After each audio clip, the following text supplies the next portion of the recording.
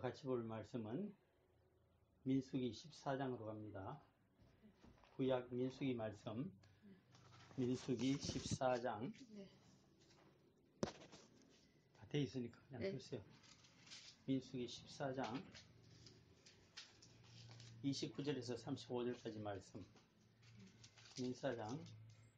민수기 제 14장 29절에서 35절까지 말씀입니다. 민수기 제 14장 29절에서 35절까지 말씀을 먼저 같이 봅니다. 네, 천천히 같이 읽어봅니다. 너희 시체가 이 광야에 엎드려질 것이라. 너희 중에서 20세 이상으로서 계수된 자, 곧 나를 원망한 자 전부가 여분의 아들 갈렙과 눈의 아들 여호수아 외에는 내가 맹세하여 너희에게 살려리라 한 땅에 결단코 들어가지 못하리라. 너희가 사로잡히겠다고 말하던 너희의 이와들은 내가 인도하여 드리리니 그들은 너희가 싫어하던 땅을 버려니와 너희의 시체는 이 광야에 엎드려질 것이요 너희의 자녀들은 너희 반역한 죄를 지고 너희의 시체가 광야에서 소멸되기까지 40년을 광야에서 방황하는 자가 되리라. 너희는 그 땅을 정탐한 날 수인 40일의 하루를 1년으로 쳐서 그 40년간 너희의 죄악을 담당할지니 너희는 그제서야 내가 싫어하면 어떻게 되는지를 알리라 하셨다 하라. 나 여호와가 말하였거니와 모여 나를 거역하는 이 악한 온 회중에게 내가 반드시 이같이 행하리니 그들이 이 광야에서 소멸되어 거기서 죽으리라. 아멘. 그 다음 말씀은 우리가 민수기 20장으로 가서 1절을 먼저 한번 봅니다. 민수기 20장 제1절 말씀. 민수기 제20장 1절 말씀을 같이 봅니다. 한 절 말씀이기 때문에 같이 읽어봅니다. 첫째 달에 이스라엘 자손 곧 온 회중이 신광야에 이르러 백성이 가데스에 이르더니 미리암이 거기서 죽음에 거기에 장사되니라. 1절만 보고요. 그 다음에는 24절에서 29절까지를 봅니다. 같은 민수기 20장 24절에서 29절까지를 봅니다. 24절에서 29절까지. 찾으신 줄 알고 같이 읽어봅니다. 아론은 그 조상들에게로 돌아가고 내가 이스라엘 자손에게 준 땅에는 들어가지 못하리니 이는 너희가 머리와 물에서 내 말을 거역한 까닭이니라. 너는 아론과 그의 아들 엘라사를 데리고 호르산에 올라 아론의 옷을 벗겨 그의 아들 엘라살에게 입히라. 아론은 거기서 죽어 그 조상에게로 돌아가리라. 모세가 여호와의 명령을 따라 그들과 함께 회중의 목전에서 호르산에 오르니라. 모세가 아론의 옷을 벗겨 그의 아들 엘라살에게 입히매 아론이 그 산 꼭대기에서 죽으니라. 모세와 엘라살이 산에서 내려오니 온 회중 곧 이스라엘 온 족속이 아론이 죽은 것을 보고 그를 위하여 30일 동안 애고하였더라. 마지막 말씀은 신명기 마지막 장인 34장입니다. 신명기 제34장 5절에서 8절 말씀까지를 봅니다. 신명기 마지막 장인 제34장 5절에서 신명기 제34장 신명기 마지막 말씀이 34장인데 거기서 5절에서 8절 말씀까지를 찾아서 같이 보도록 합니다. 오늘 성경 말씀이 좀 여러 가지로 많아서 그렇게 했지만 찾아봅니다. 신명기 제34장 5절에서 8절 말씀까지.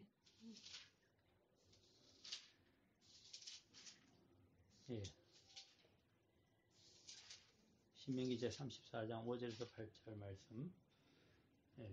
찾았으면 같이 읽어봅니다. 이에 여호와의 종 모세가 여호와의 말씀대로 모압 땅에서 죽어 벳볼 맞은편 모압 땅에 있는 골짜기에 장사되었고 오늘까지 그의 묻힌 곳을 아는 자가 없느니라. 모세가 죽을 때 나이 120세였으나 그의 눈이 흐리지 아니하였고 기력이 쇠하지 아니하였더라. 이스라엘 자손이 모압 평지에서 모세를 위하여 애고하는 기간이 끝나도록 모세를 위하여 30일을 애고하니라. 애고 8절 말씀까지를 봤습니다. 오늘 저는 이 민수기 14장 29절에서 35절까지 그리고 20장 1절 또 24절에서 29절 마지막으로 신명기 마지막 장인 34장 5절에서 8절 말씀 이렇게 네 군데 말씀을 가지고 모세와 아론과 미리암의 죽음에 대해서 성경이 어떻게 기록을 하고 있는지를 좀 살펴볼 텐데, 그 제목을 광야 생활 40년이 끝나는 해, 그렇게 정해보았습니다. 광야 생활 40년이 끝나는 해. 왜 그러한 제목으로 이 모세와 그의 형인 아론, 그리고 또 아론의 누나인 미리암 선지자 이야기를 우리가 한번 살펴보고자 하는가 하면, 이 세 사람이 출애굽과 광야 생활을 통해서 이스라엘 자손들에 대한 지도자들이었고, 그리고 그들이 죽음으로 해서 새로운 또 시대가 시작이 되고 있기 때문에 그 갈림길이 되는 광야 생활 40년 끝나는 해에 대해서 좀 의미를 살펴보고자 하는 겁니다. 그러한 의미를 우리가 살펴보는 이유는, 우리는 누구나 이 땅에 와서 하나님의 사역을 하다가 그리고 끝나는 해를 맞이하게 됩니다. 그 끝나는 해에 그 사역의 마무리를 하나님께서는 어떻게 기억하시고 그 사람을 향연을 마치게 해주시는가, 그것이 우리의 주요한 관심사의 하나이기 때문에 우리가 살펴보고자 하는 겁니다. 흔히 세상 사람들이 말하기로는 관뚜껑을 뚝 닫아봐야 그 사람에 대한 평가가 나오기를 시작한다, 이렇게 얘기하는데, 과연 이 세 사람은, 바로 출애굽의 주역이었던 세 삼남매는 관뚜껑을 닫을 때 과연 어떠한 평가가 나오며 그것이 이 모세가 쓰고 있는 이 모세오경에 어떻게 기록이 되고 있는가를 한번 살펴보고자 합니다. 먼저 이들의 출발점을 살펴봅니다. 오늘 읽진 않았지만은 출애굽기 제 2장에 가게 되면 모세가 탄생하는 과정을 출애굽기 제 2장에서 그렇게 모세가 스스로 기록을 하기를 시작합니다. 그런데 2장 1절을 보면 출애굽기는 이렇게 되어 있습니다. 레위 가족 중 한 사람이 가서 레위 여자에게 장가들어, 이렇게 되어 있는데, 레위 가족 중 한 사람, 이 사람은 모세의 아버지이며 역시 모세의 형인 아론의 아버지입니다. 그 아므람이라고 하는 사람인데, 이 사람은 아버지가 고핫인데, 그 고핫이 바로 12지파의 족장이 되는 레위 지파의 족장이 레위인데, 레위의 둘째 아들이 고핫입니다. 이 고핫의 장자가 바로 아므람이 되고, 이 아므람이 결혼을 했는데 같은 레위 지파이면서 자기 아버지가 되는 고핫의 그 여러 딸 중에 하나하고 결혼했는데, 바로 그 막내 고모뻘이 되는 사람이 요게벳이었습니다. 그렇게 레위인 그 고핫 지파, 고핫의 그 장손이 되는 아므람이 그의 막내 고모뻘이 되는 요게벳과 결혼하여서 아들을 한번 낳았는데, 장자가 바로 아론이었고, 그리고 둘째 아들을 낳았을 때 이야기가 출애굽기 2장 2절에 있습니다. 그 여자가 임신하여 아들을 낳으니 그가 잘생긴 것을 보고 석 달 동안 그를 숨겼으나, 왜 석 달 동안 아들을 숨겼느냐 하니까, 출애굽기 1장에 보면 애굽의 황제인 바로가 아들을 낳게 되면, 바로 그들의 노예 생활을 하고 있는 이스라엘 자손이 아들을 낳게 되면 전부 나일강에 던져서 죽여버리라 하고 명을 내렸기 때문에 아들의 죽음을 숨기기 위해서 그를 숨겼던 겁니다.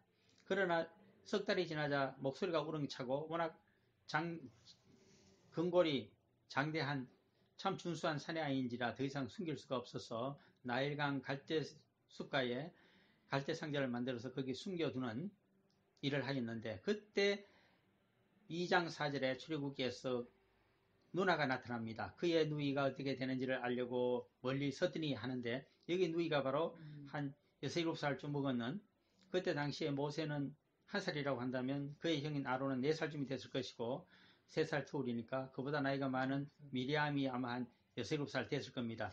멀리 서서 있다가 보니까 바로의 딸이 목욕하러 나일강으로 와서 그 상자를 발견하는 것을 보고 얼른 가서 얘기하기를, 7절에 2장 7절입니다. 출애굽기.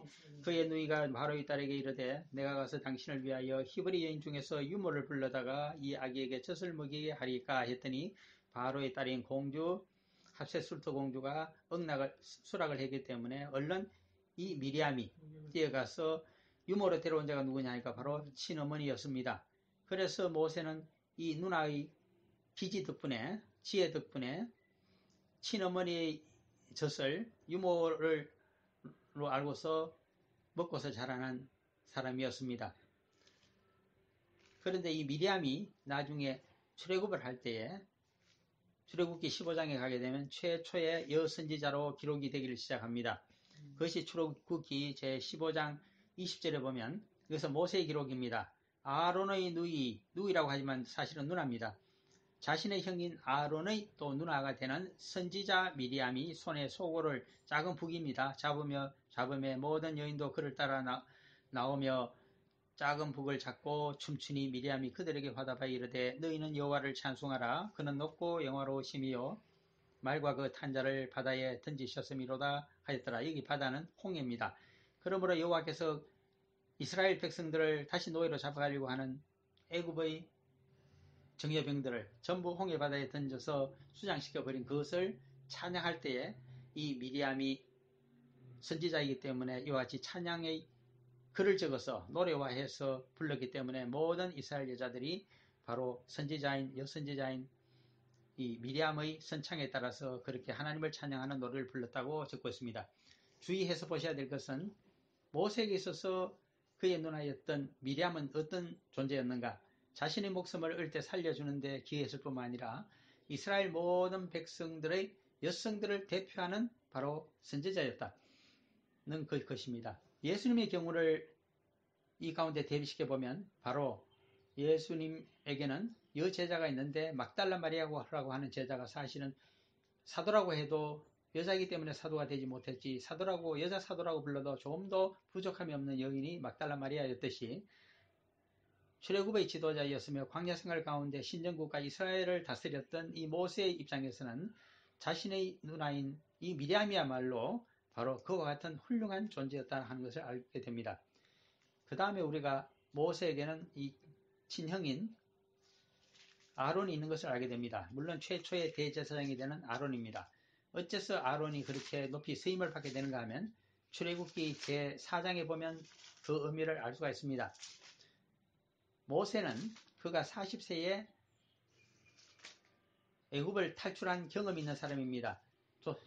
자신의 동족들이 살고 있는 고센 땅에서 반란을 일으키려고 하다가 백성들이 이스라엘 자손들이 그를 고발하는 바람에 쫓겨서 미디안 광야에 가서 40년을 양치기로 지내게 되는 모세였습니다.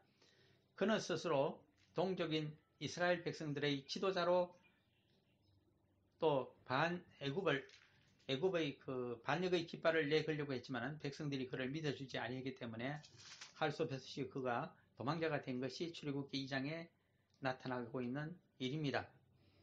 그러한 경험이기 때문에 40년 후에 호렙산에서 여호와께서 그를 출애굽의 일꾼으로, 출애굽의 지도자로 애굽으로 바로에게 보내려고 했을 때 가지 않겠다고 그는 이야기를 합니다. 그 이야기의 저변에는 백성들이 동족들이 자신을 지도자로 믿어주지 아니할 것이라고 하는 40년 전의 경험이 그에게 철저하게 박혀 있었기 때문입니다. 그때 출애굽기 4장 13절 다음에 14절을 보게 되면 여호와께서 모세를 향하여 노하여 이르시되 레위 사람 너 형 아론이 있지 아니하냐? 그가 말절하는 것을 내가 아노라. 그가 너를 만나러 나오나니 그가 너를 볼 때 그의 마음에 기쁨이 있을 것이라. 그래서 모세의 친형인 아론, 이 아론은 이때 나이가 83세입니다. 그리고 모세는 출애굽의 일꾼으로 세움을 받았을 때 그의 나이가 80세입니다. 그것은 출애굽기 6장에 나와 있습니다만은 여기서 83세가 되는 아론은 당시에 레위 지파의 한 장로이며 레위의 두 번째 아들이었던 고핫, 바로 이 고핫 가문을 대표하는 그의 아버지가 고핫의 장자였던 아므람이고 이 아므람의 뒤를 이었던 것이 바로 아므람이 장자였던 아론이었기 때문에 그렇게 레위의 둘째 집안의 족장이며 장로인 아론이 바로 백성들에게 얼마나 인기가 있고 그리고 지도자로 역임을 받았기 때문에 그의 협력만 얻게 되면 너는 무난히 모세 너는 이스라엘 백성들에게 여호와의 말씀을 전하며 그들을 규합해서 하나님의 일을 할 수 있는 중심 역할을 할 수 있다는 것이 여호와 하나님의 답변이었습니다. 그래서 출애굽기 4장 16절 17절을 보게 되면 이렇게 기록이 되어 있습니다. 여기서 모세의 기록입니다. 그가 바로 아론인 그가 모세 너를 대신하여 백성에게 말할 것이니 모세 너의 말은 믿어주지 않겠지만은 아론을 통해서 얘기하면 아론의 말은 백성들이 믿어줄 것이다. 바로 그 말입니다. 그는 너희 입을 대신할 것이요 바로 모세 너의 대변인이 보좌이기 바로 형인 아론이다. 너는 그에게 하나님같이 되리라. 하나님의 말씀은 아론에게 주는 것이 아니라 하나님 반드시 모세 너에게 주겠다. 그러면 모세가 너가 너의 형 아론에게 그 말씀을 전해주면 모든 백성들에게 그 말씀을 전하고 하나님을 섬기듯이 모세 너를 중심으로 하여 신정국가를 이렇게 가도록 도와줄 자가 바로 너희 형 아론이라고 얘기한 겁니다. 그리고 그렇지만 하나님의 홀은 누구에게 있느냐? 아론에게 있는 것이 아니라 4장 17절에 보면 출애굽기입니다. 너는 이 지팡이를 손에 잡고 이것으로 이적을 행할지니라. 하나님의 능력의 지팡이 그것은 모세에게만 주어진 것입니다.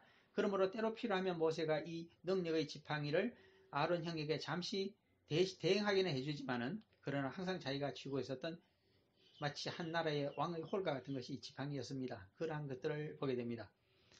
이렇게 삼남이가 힘을 합쳐서 여호와의 10가지 이적의 도움을 받아서 출애굽기 12장에서 드디어 430년 만에 출애굽의 놀라운 역사가 발생하게 되고 그리고 출애굽기 14장에 가게 되면 홍해 사건이 또 발생합니다. 뒤를 따르던 로마의 정예병들을 전부 하나님께서 수장시키고 그리고 여선지자인 미리암이 출애굽기 15장에서 모든 여성들을 대표하여 하나님께 찬양을 올리는 그 시까지 적혀있는 것이 출애굽기의 내용입니다. 그러했던 그들이 바로 오늘 민수기 제 14장에서 보았던 그 내용 그대로 12정탐꾼들을 가나안 땅에 보내었다가 그들이 2대 신부로 즉 10명의 정탐꾼들은 적과 꿀이 흐르는 가나안 땅은 우리의 힘으로 도저히 차지할 수가 없는 거인족들이 사는 땅이요 그리고 소출이 나긴 얼마 나지만은 그마저 거인들에게 뺏기고 우리들에게는 소득이 없는 그런 쓸모없는 땅이라고 악평을 하게 되므로 모든 이스라엘 백성들이 그 말을 따라서 약속의 땅을 들어가지 않겠다고 하나님을 원망하고 그리고 모세와 아론에게 불평하는 것을 보게 됩니다. 그렇지만은 12정탐꾼 가운데 2명인 여분의 아들 갈렙과 눈의 아들 여호수아만은 그렇지 않고 약속의 땅을 주신다고 하셨기 때문에 여호와의 말씀을 믿고 우리가 북벌을 감행하자고 그렇게 주장을 했습니다. 그러나 백성들의 뜻은 이미 여호와를 불신하고 그리고 모세와 아론을 따르지 않기로 하고 대신 자기들이 지도자를 세워서 북벌을 감행하는 것이 아니라 남하를 하여서 적당한 땅을 힘이 약한 족속의 땅을 얻어서 그냥 편하게 인생을 살려고 그렇게 작심을 하고 있습니다. 그 모습을 보시고 여호와 하나님께서 대로 하셔서 불을 내리시는 장면이 바로 민수기 오늘 읽어본 14장 29절에서 35절까지 말씀이었습니다. 그들이 정탐한 날수 40일을 1년씩 계산하여 40년 동안 광야 생활을 하게 되는 동안에 20세 이상 기성세대, 그것은 이스라엘의 60만 대군을 의미합니다. 그들은 전부 죽음을 당할 것이고 새로운 세대가 광야 생활 40년이 끝나는 해에 새로운 군대를 구성하여서 북벌에 나서고 가나안 땅에 들어가게 될 것이라고 그들의 운명을 예언해주는 대목이 오늘 민수기 제14장 29절에서 35절 본문 말씀이었습니다. 그래서 드디어 그때가 출애굽한 지 제2년 한 6, 7월 달이 되었기 때문에 그때로부터 다시 광야에 들어가서 38년의 세월을 지내고 다시 북상을 하게 됐을 때가 바로 출애굽 제40년 정월이 됩니다.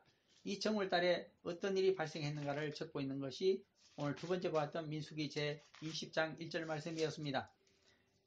가데스 바네아에서 12정탐꾼의 반역 가운데 10정탐꾼의 반역 사건이 있어서 40년 동안 광야 생활을 하게 된다는 유형의 삶, 유배의 삶이 있었게 되었는데 그 40년의 세월이 드디어 마지막 해를 맞이했습니다. 출애굽 제40년 정월이 되자 모세는 백성들을 이끌고 시내 광야에서 다시 북쪽으로 올라와서 그 옛날 가데스 바네아에 다시 도착했습니다. 정월달에 도착했던 바로 그때에 민수기 제20장 1절에 자신의 누나이며 형인 아론의 누나인 미리암 여선지자가 거기서 죽음을 당하게 됩니다. 향년을 맞이하게 됩니다. 그래서 그를 거기서 장례를 지내는 장면이 나타납니다. 이것은 굉장히 중요한 하나의 터닝 포인트입니다. 미리암의 죽음으로 말미암아 백성 가운데 가장 나이 많으신 분이요 선지자가 죽게 된 것입니다.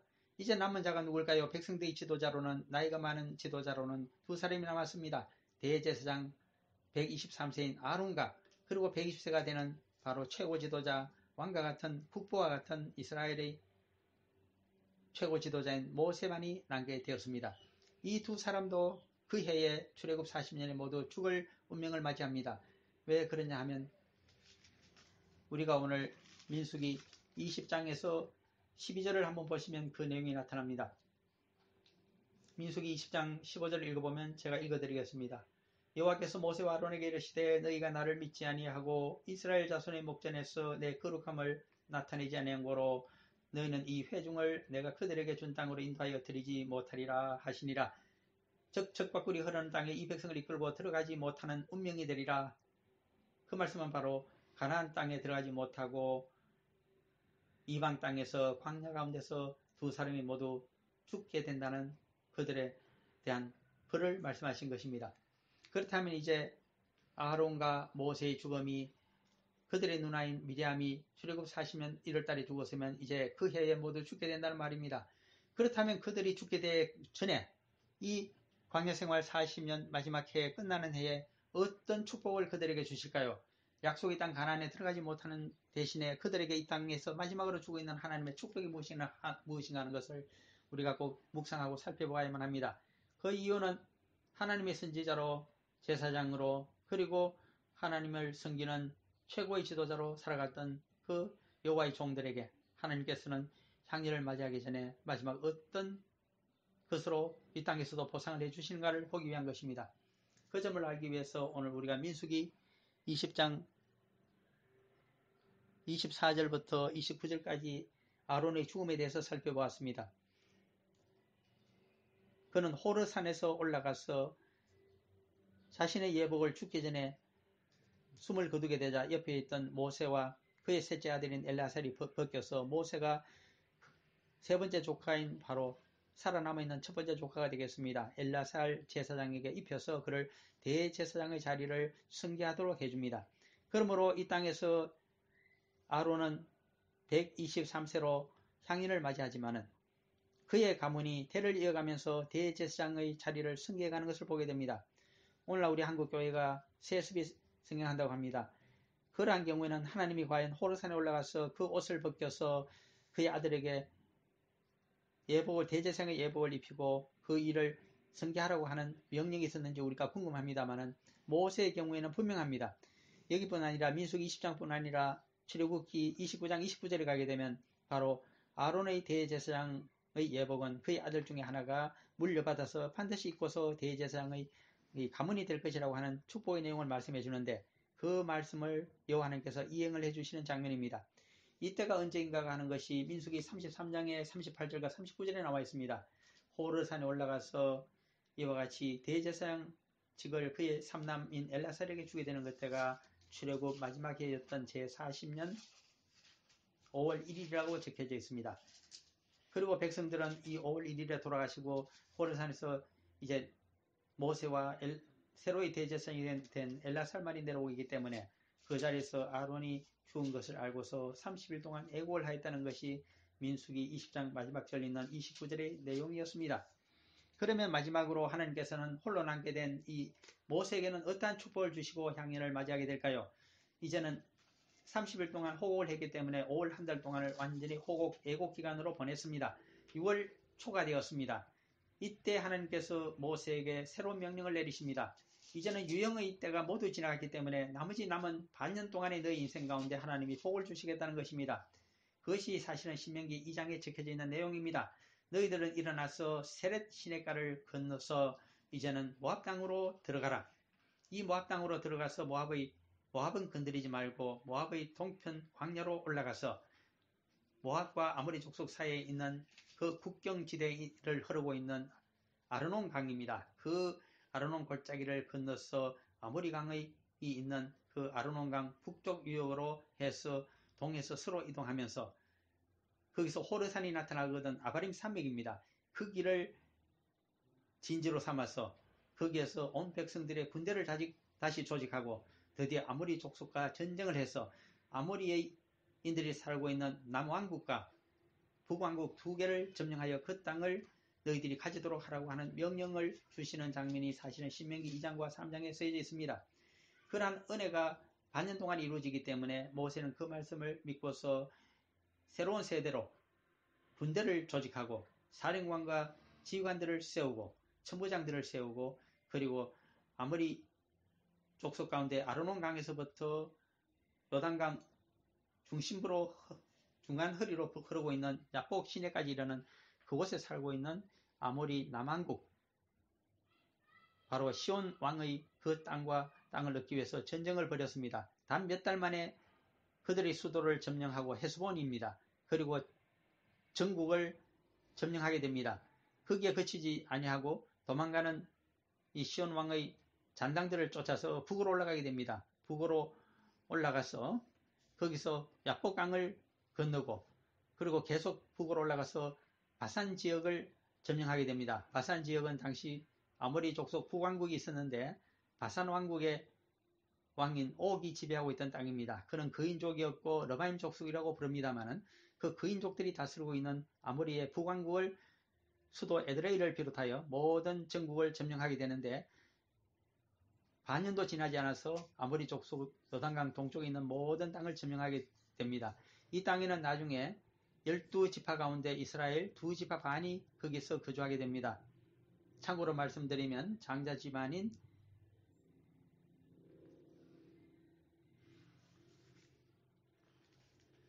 우리가 창세기 49장에 가서 보게 되면 거기서 야곱의 장자이지만 그러나 장자구실을 하지 못했던 그 불행한 장자 집안이 나타납니다. 창세기 제49장에 가셔서 3절, 4절을 보시게 되면 르우벤입니다. 르우벤아 너는 내 장자요 내 능력이요 내 기력의 시작이라 위풍이 월등하고 권능이 탁월하다마는 물의 끓음 같았은즉 너는 탁월하지 못하리니 너가 아버지의 침상에 올라 더럽혔음이로다. 그가 내 침상에 올랐었도다. 이와 같이 하여 르우벤 지파는 장자의 지파가 되지를 못하고 제2진으로 물러나 있었습니다. 그런데 이 르우벤 지파에게 제일 먼저 그래도 장자 대접을 하고 그 지파에게 땅을 주었는데 그것이 바로 남왕국이었습니다. 요단강 동쪽에 있는 아모리 지파 남왕국을 그들에게 주고 그리고 그 중에 일부와 북왕국의 일부를 아울러서 갓 지파에게 주고 그 위에 있는 바로 사해 동쪽에 있는 그 바산 땅 북쪽 부분은 전부 므낫세 반지파에게 나누어주는 일을 하게 됩니다. 그렇게 일을 하면서 드디어 이제 길갈에서 진을 치게 됩니다. 이 길갈에서는 이제 요단강만 건너가게 되면 드디어 여리고가 나타나게 되는 거기에서 이제는 신명기에 가게 되면 여호와를 섬기는 신정국가의 최고 권력자였던 이 모세는 자신의 시종인 여호수아를 여호와의 명령으로 후계자로 세우고 그리고 그는 이제는 향년을 맞이하기 전에 앞으로 여호수아가 백성들을 이끌고 자기 대신 점령하게 될 가나안 땅을 보고 싶어 합니다. 그 장면이 바로 오늘 우리가 마지막으로 보았던 신명기 마지막 장 34장에 기록이 되어 있는 내용이었습니다. 이것을 기록한 때가 신명기의 기록이 바로 출애굽 제40년 11월 달의 기록이기 때문에 이 11월 달에 이것을 기록하고 그리고 너보산에 올라가서 가장 높은 아바림 사막의 가장 높은 산이 바로 산봉우리가 너보산인데 거기서 그 서편 땅 강 건너편 사해와 요단강 건너편에 있는 적박불이 흐르는 가나안 땅 전체를 동에서부터 서까지 그리고 멀리 또 북에서부터 남까지를 전부 살펴보고 나서 마지막으로 고개를 들고서 하늘께 기도하는 심정으로 자신의 영혼을 맡기고 그는 이제는 다 이루었다 하는 생각을 가지고 여호와께로 돌아갔을 때 그것이 바로 그의 나이 120세였습니다. 이와 같이 긴 세 사람의 출애굽의 지도자의 일생이 바로 언제 마감되었는가? 광야 생활 40년이 끝나는 그 해에 마감이 되었다. 1월달과 5월달과 11월달입니다. 한번 되짚어보면 그렇습니다. 최초의 선지자를 바로 미리암이라고 모세는 기록합니다.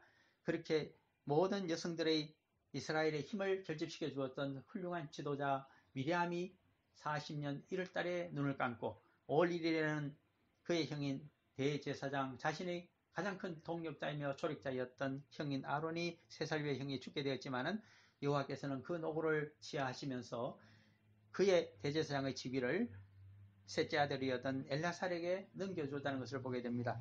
그리고 모세에게는 모세의 아들에 대한 기록과 후계에 대한 기록은 없습니다만은 시종이었던 여호수아를 하나님의 명령으로 후계자로 세우고 그리고 그들이 요단강을 건너 그 다음 해에 여리고와 모든 땅을 점령하는 것을 머리에 그리면서 그 땅을 보고 싶어서 느보산에 올라가서 모두 내려다본 다음에는 그 젖과 꿀이 흐르는 이 땅의 가나안 땅으로 들어가는 것이 아니라 이제는 목표를 수정하여 내가 향년을 맞이하더라도 나는 하나님의 나라 그리스도를 만나서 영원한 하나님 나라로 가야 되겠다고 하면서 눈을 감은 자가 바로 모세였다는 사실을 우리에게 보여주는 것이 그의 마지막 글인 신명기 34장의 내용이었습니다.